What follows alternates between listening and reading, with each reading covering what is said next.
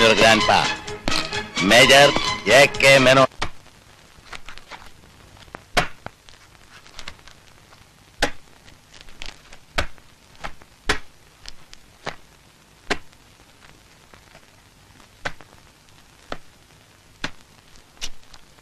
ചേർത്തിക്ക് തെറ്റിയതാവനെ വഴിയുള്ളൂ.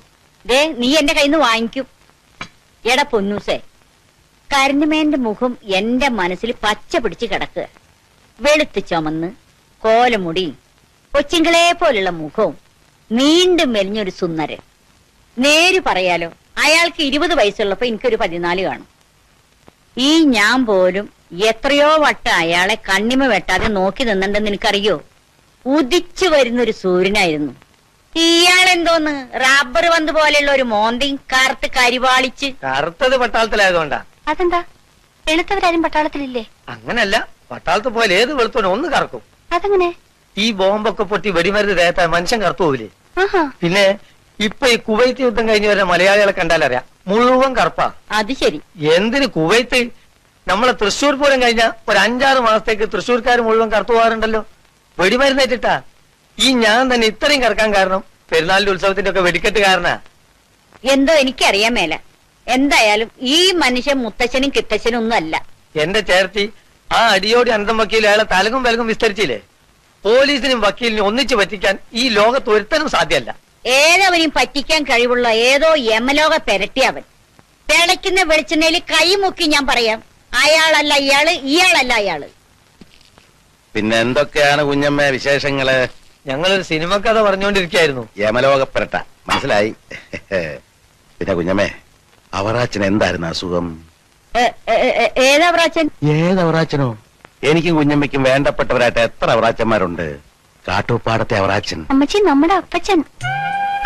വഴിയിൽ നിന്ന് എവിടുന്നോ കിട്ടിയ പത്രത്തിൽ നിന്ന് ചരമവാർത്ത വായിച്ച് ഞാൻ ഒരുപാട് കരഞ്ഞു. കുഞ്ഞമ്മയ്ക്ക് അറിയാലോ ഞാനും അവറാച്ചനും തമ്മിലുള്ള ബന്ധം. ഒരു ഗതിയില്ലാതെ ഞാൻ നാട്ടിൽ കൂടെ തെണ്ടി കിടന്നപ്പോ തേങ്ങാപ്പാട്ടം തുടങ്ങാൻ ഉറപ്പും കൂട്ടർ എന്നെ തല്ലാൻ വന്നപ്പോ അവറാച്ചൻ എല്ലാത്തിനെ ഇടിച്ചോടിച്ചതും ഒന്നും ഞാൻ മറന്നിട്ടില്ല. കുഞ്ഞമ്മയുടെ ഒരു ചേട്ടന്റെ മോനുണ്ടായിരുന്നല്ലോ, എന്താ അവന്റെ പേര്? ആ പൈലി. ഞങ്ങള് സ്കൂളിൽ ഒരു ക്ലാസ്സിലായിരുന്നു. മഹാവികൃതിയായിരുന്നു. അവനിപ്പോ എവിടെ ഉണ്ട്? അവൻ 2 കൊല്ലം മുമ്പ് പാമ്പ് കടിച്ചു മരിച്ചു. ഭഗവാനെ, പഴയ സുഹൃത്തുക്കളൊക്കെ വേഗം അങ്ങ് പോവുകയാണോ ഈ ഭൂമിന്ന്? അപ്പോ സാറാമ്മ? ഏത് സാറാമ്മ? ഏത് സാറാമ്മയോ? അപ്പോ സാറാമ്മ? ഏത് സാറാമ്മ? ഏത് സാറാമ്മയോ? ഈ പൈലിയായിട്ട് 8 കൊല്ലം ഇതൊക്കെ ഇഷ്ടത്തിലായിരുന്നിട്ട് ഒരു സ്കൂൾ മാഷൂടെ ഒളിച്ചോടി പോയില്ലേ? ഇതൊക്കെ ഇപ്പോഴും ഓർമ്മയുണ്ട്. ഉണ്ട്. എന്തായാലും ഒരുത്തനെ പ്രേമിച്ചേച്ച് വേറൊരുത്തൻ്റെ കൂടെ ഒളിച്ചോടി പോയത് മോശമായിപ്പോയി. മോഹൻദാസ് എന്റെ ബോസ് ആയിരുന്നില്ല, ഒരു സുഹൃത്തായിരുന്നു. വളർച്ചയുടെ ആദ്യഘട്ടം മുതൽ ഞാനും ഉണ്ടായിരുന്നു കൂടെ. ഈ കുട്ടികളുടെ സുരക്ഷിതത്വം എനിക്ക് വളരെ പ്രധാനമാണ്. അതെ, പ്രധാനമാണ്. വരും, നോക്കാതിരിക്കാം. വരട്ടെ. താങ്കൾ ആർമിയിലായിരുന്നു എന്നല്ലേ പറഞ്ഞത്? മിസ്റ്റർ കുര്യച്ചൻ, നിങ്ങൾ തന്നെ ചോദ്യം ചെയ്യാൻ പുറപ്പെട്ടിരിക്കുകയാണോ? ഇതുപോലുള്ള ചോദ്യങ്ങൾ ഒത്തിരി ഇവിടെ ചോദിച്ചു കഴിഞ്ഞു. അനന്തം വക്കീലും ഈ കുട്ടികളുടെ അമ്മാവനും ഒക്കെ. എന്തിന് ഇവര് ഇപ്പോഴും എന്നെ സംശയത്തോടെയാണ് നോക്കുന്നത്? ഞങ്ങൾക്കൊരു സംശയമില്ല മുത്തച്ഛ. ഈ ഫിസിക്കൽ ടോർച്ചറിങ് എത്ര വേണമെങ്കിലും സഹിക്കാം. ബർമേലെ തടവറകളില് ഞാൻ കുറെ അധികം സഹിച്ച. പക്ഷേ ഈ മെന്റൽ ടോർച്ചറിങ് ഉണ്ടല്ലോ, ഒട്ടും സഹിക്കാൻ പറ്റില്ല. ഒരു തട്ടിപ്പുകാരനെ ഒരിക്കലും തോൽപ്പിക്കാൻ പറ്റില്ലെന്ന് കുര്യച്ചൻ മനസ്സിലാക്കണം. ഇതുപോലുള്ള ചോദ്യശരങ്ങളെ നേരിടാൻ തയ്യാറെടുത്തിട്ടായിരിക്കുമല്ലോ അയാൾ വരിക. എന്നെ നിങ്ങൾക്ക് എത്ര വേണമെങ്കിലും ടോർച്ചർ ചെയ്യാം.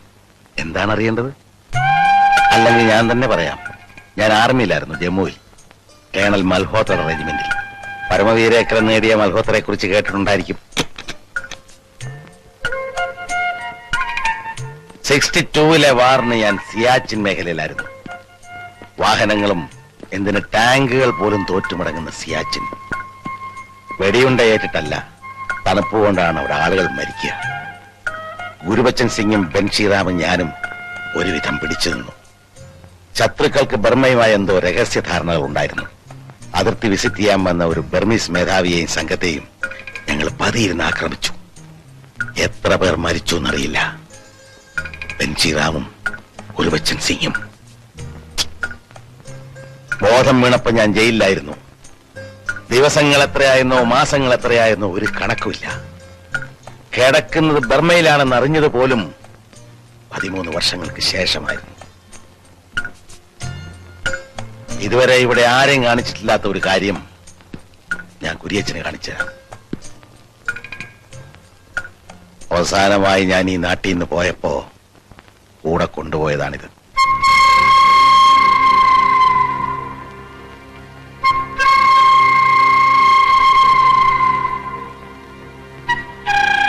ഇത് ആരുടെ ഫോട്ടോയാ മുത്തച്ഛ? നോക്കട്ടെ. ഇതിന്റെ ബാക്കി ഭാഗം ഞാൻ എവിടെയോ കണ്ടിട്ടുണ്ടല്ലോ. ആ, 1 മിനിറ്റ്.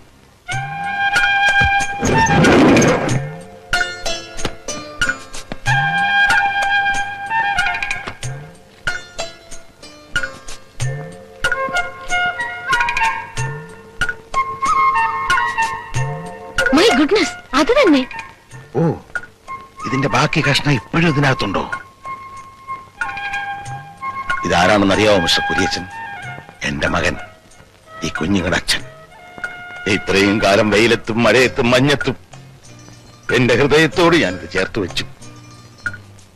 ഞാൻ മരിക്കാതിരുന്നത് ഇവന് വേണ്ടിയാണ്. എല്ലാ യാതനകളും സഹിച്ചത് ഇവനെ ഒരു നോക്ക് കാണാം എന്ന പ്രതീക്ഷയോടെയാണ്. പക്ഷേ ദൈവം എന്നോട് കനിവ് കാണിച്ചില്ല.